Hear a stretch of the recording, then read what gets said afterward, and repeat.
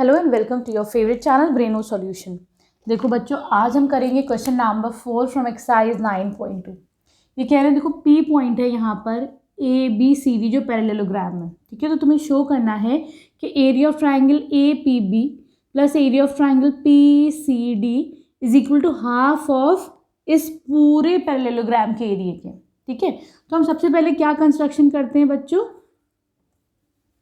लिखो कंस्ट्रक्ट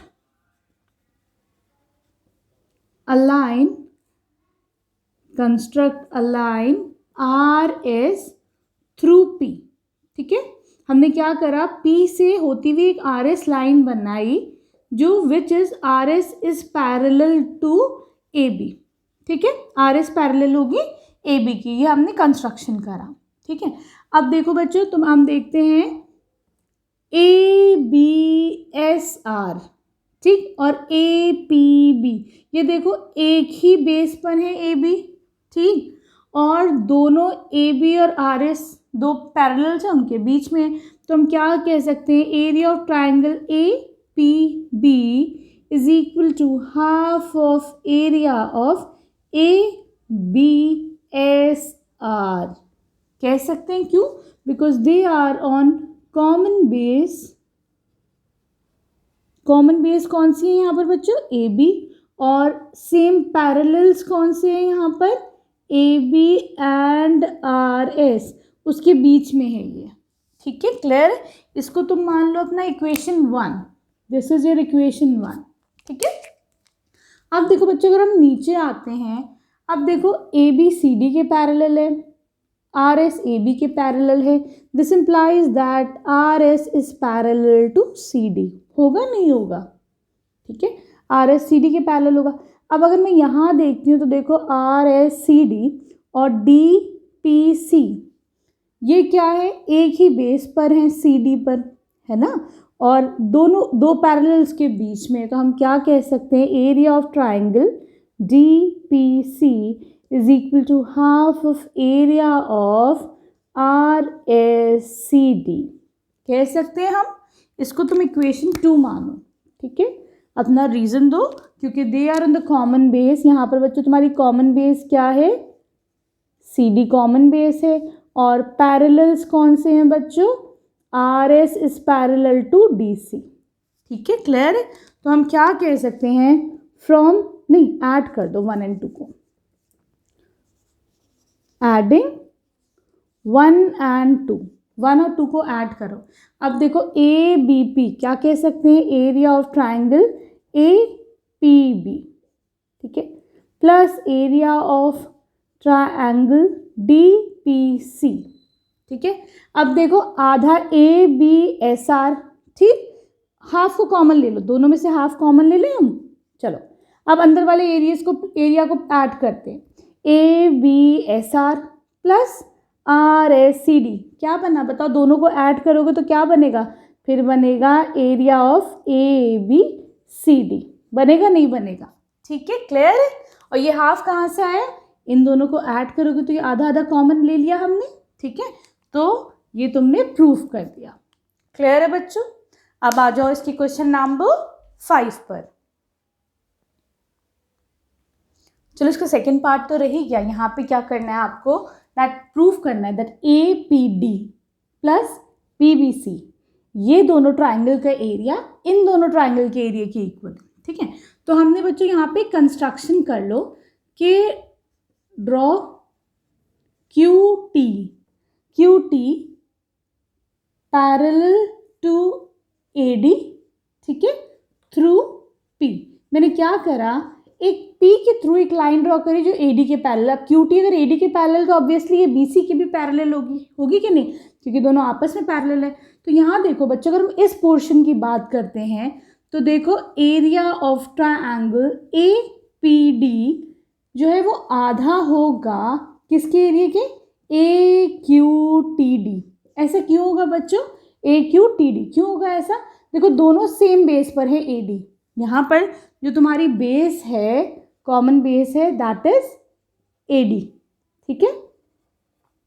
और बच्चों ये कौन से पैरेलल्स के बीच में है, AD एंड क्यू टी। तो हमें पता है अगर कोई भी ट्राइंगल और पैरेललोग्राम कॉमन बेस पे होते हैं, दो पैरेलल्स के बीच में होती है, तो एरिया का ट्राइंगल का जो एरिया होता है that is half of the area of parallelogram. इसको फर्स्ट ले लो, ठीक है, क्लियर है। अब तुम बच्चों इधर के पोर्शन में आओ।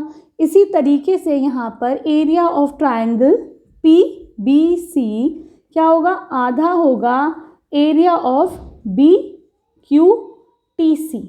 उसकी वजह क्या होगी, रीज़न देखो ये है कॉमन बेस पे बी सी पर, है ना, और ये दोनों पैरेलल्स हैं, सेम पैरेलल्स के बीच में है, ठीक है। तो यहाँ पर लिख देंगे, यहाँ पर जो तुम्हारी कॉमन बेस है दैट इज बी सी, और जो तुम्हारे पैरेलल्स हैं they are Q T and B C, ठीक है।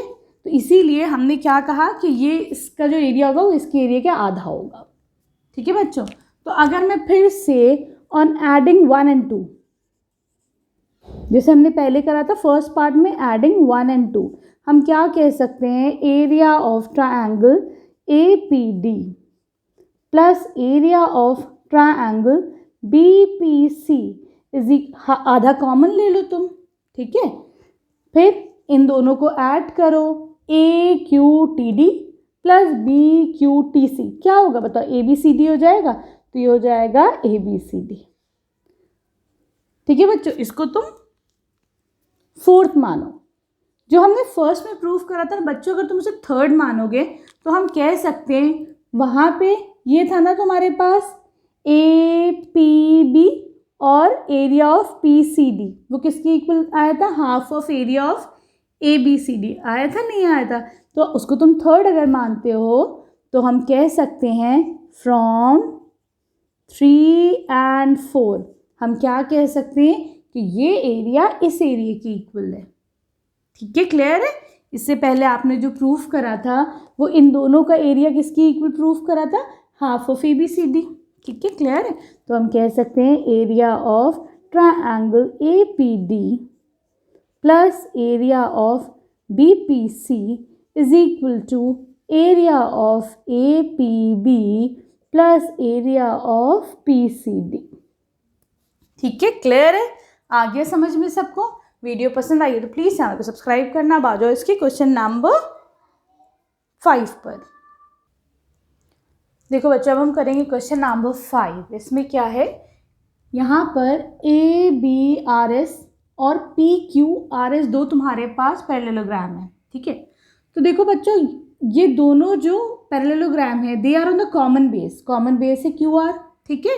और ये कह रहे हैं कि ये पैरेललोग्राम है तो ए बी और आर एस दोनों पैरेलल्स हुए ऑब्वियसली। तो यहाँ से हम कह सकते हैं कि area of P Q R S is equal to area of A B R S. Reason बताओ, parallelograms on the same base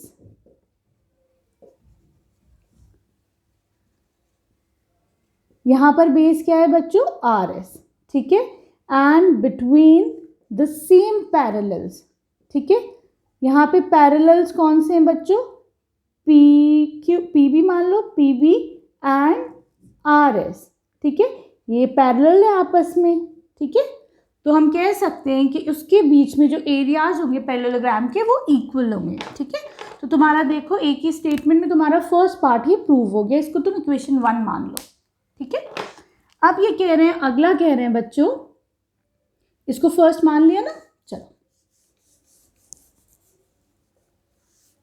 next ये कह रहे हैं you have to prove that area of A X S is equal to half of area of P Q R S. इसको proof करना है आपको, ठीक है।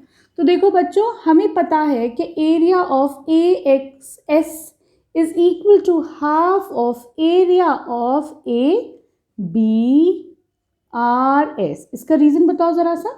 रीज़न ये बच्चों, ए एक्स एस और A B R S same base पर है, कॉमन बेस पर है ए एस, है ना, ठीक है। और बिटवीन द सेम पैरेलल्स हैं, यहाँ पे जो पैरेलल्स हैं वो कौन से, A S and B R, ठीक है। तो अगर ऐसा होता है सेम बेस पर होते हैं और between the same parallel, so area of triangle जो होता है वो पैरेललोग्राम के एरिया के आधा होता है, ठीक है।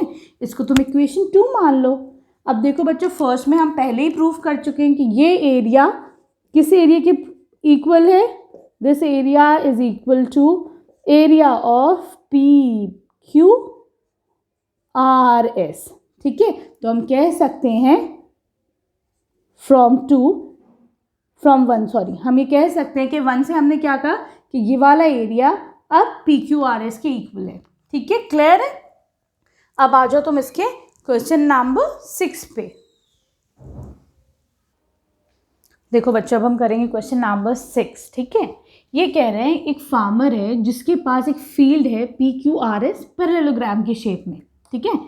ये एक पॉइंट है ए, उसको वीट और पल्सेस दोनों उगानी है, लेकिन ऐसा करके उगाना है कि एक तो ये इक्वल रहे पल्सेस और वीट, ठीक है। तो सबसे पहले तो ये देखो बच्चों, जब यहाँ पर हमने ए पॉइंट है, इसको अगर हम मिलाते हैं तो ये हमें इक्वल शेप्स के क्या मिलते हैं, then we will get triangles, ठीक है। यहाँ पे बोल सकते हो the field is divided into, किस शेप में डिवाइड हुआ है, इनटू 3 ट्रायंगल्स। फील्ड तुम्हारा इस शेप में डिवाइड हो गया। चलो अब अगला ये कह रहे हैं कि कैसे वो ग्रो करे कि पल्सेस और वीट बराबरी के रहें। तो ये देखो बच्चों, हम यहाँ कह सकते हैं कि area of A P Q is equal to half of area of P Q R S. ऐसा क्यों कह सकते हैं बच्चों हम, ये ट्राइंगल और ये जो पैरेललोग्राम है ये अगर कॉमन बेस पे है और बिटवीन द सेम पैरेलल्स हैं तो उसका एरिया हाफ होता है। तो यहाँ पर जो तुम्हारा कॉमन बेस है दैट इज पी क्यू, है ना। और जो पैरेलल्स हैं बच्चों वो कौन से हैं, S R and P Q, ठीक है। तो इसको तुम इक्वेशन 1 मान लो अपनी, ठीक है। हाँ, अगला हम ये देखते हैं बच्चों कि अब देखो अगर ये पूरा बच्चों ए पी क्यू 2 वाला, अगर बच्चों 2 जो पोर्शन है वो आधे के इक्वल है, तो इसका मतलब 1 + 3 भी आधे के इक्वल होगा, है कि नहीं। तो वो ऐसा कर सकता है, वीट इसमें कर दे, पल्सेस इन दोनों में कर दे, या फिर इन दोनों में वीट कर दे, इसमें पल्सेस कर दे। तरीका समझ में आ गया, कॉन्सेप्ट क्लियर हो गया, क्या करना है यहाँ पर। तो अब देखो इसे कैसे करेंगे हम। अब ये देखो कि area of S P A plus area of A Q R, ये एरिया और ये एरिया टोटल में से इसको माइनस कर दो तो इसके इक्वल होगा। तो मैं कह सकती हूँ area of P Q R S minus area of P A Q, ठीक है, क्लियर है। अब ये देखो बच्चों, area of P Q R S minus ये वैसे भी आधे की इक्वल है ना, तो हम इसे कह सकते हैं half of area of P Q R S, ठीक है। पूरे में से आधे को निकालो, क्या बचेगा, half of P Q R S. तो यहाँ पे तुमने इसे ऐसे भी स्टेटमेंट में करके भी इसे एक्सप्रेस कर दिया, ठीक है।